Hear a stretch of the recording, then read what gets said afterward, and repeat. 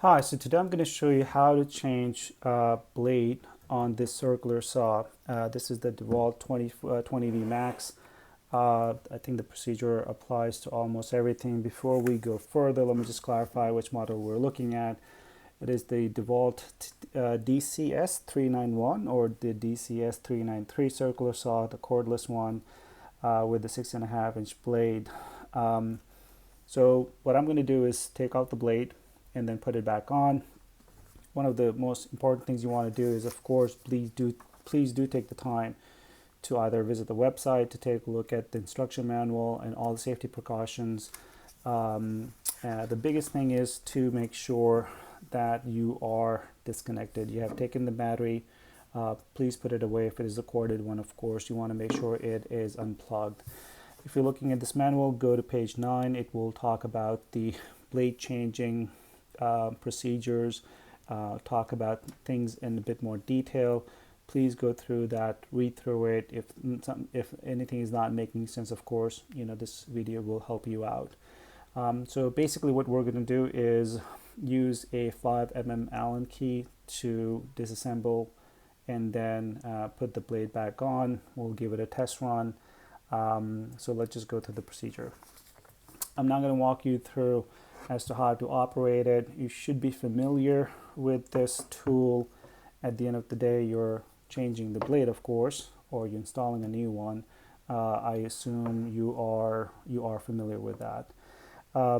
Very quickly, a couple of things you will need to learn is that here's the mechanism to hold the blade tight so that you can loosen and tighten the knob right here.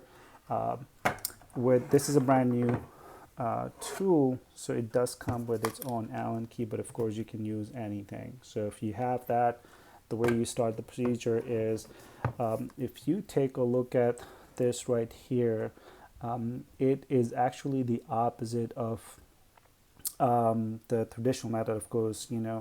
So what we're going to do in order to loosen it, with the newer one, you can see that the plate itself has information on how to loosen it. I hope you can see it, so let me go ahead and zoom in and see if we can get this in light.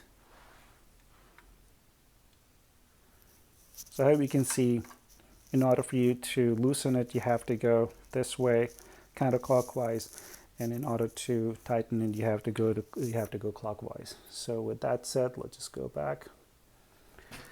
So the first thing you want to do is, again, make sure it is disconnected, and go ahead and hold. Again, the way I'll do it is just hold it right here, push it in. It should not be too tight at the end of the day, but let's see how tight this was. So remember, I'm going to go this way. So once you do that, put your key on the side and see if it's on a counterclockwise basis. So once this comes out, this knob right here, then you will take out the plate right here. And so again, with the new ones, you can see it tells you how to tighten or loosen it. The way I like to go about it is move this thing all the way down, hold it like this on a flat surface, use the machine to help you. Just simply lift it and take it out. This, again, procedure can be used if you're changing the blade. One of the things you want to keep in mind is that this is a general purpose blade. If you're cutting wood, you want to go with the 24 teeth. If you're going even finer, you want to go with the 96 teeth. But this is general purpose one. So let's say you're replacing it or you're putting a brand new one. So here you go, here's your blade. One of the things to keep in mind is that if you just use the blade and you're changing it, it's going to be hot, so you just want to be careful with that. So in order to put it back, bring it back, put the blade. Now one thing you have to keep in mind is with this one, it's a bit confusing, well, it's a bit clear, but you can see how the blades are supposed to go, right? So it's supposed to go this way, so there are no marks right here, so you want to make sure that you're installing it facing up right here.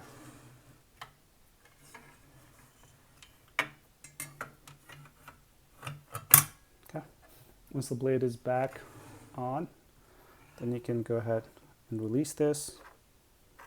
First, we're going to put this washel of sort, put it like this. Sorry, my camera is not properly angled. And remember, to tighten it, you have to go the opposite.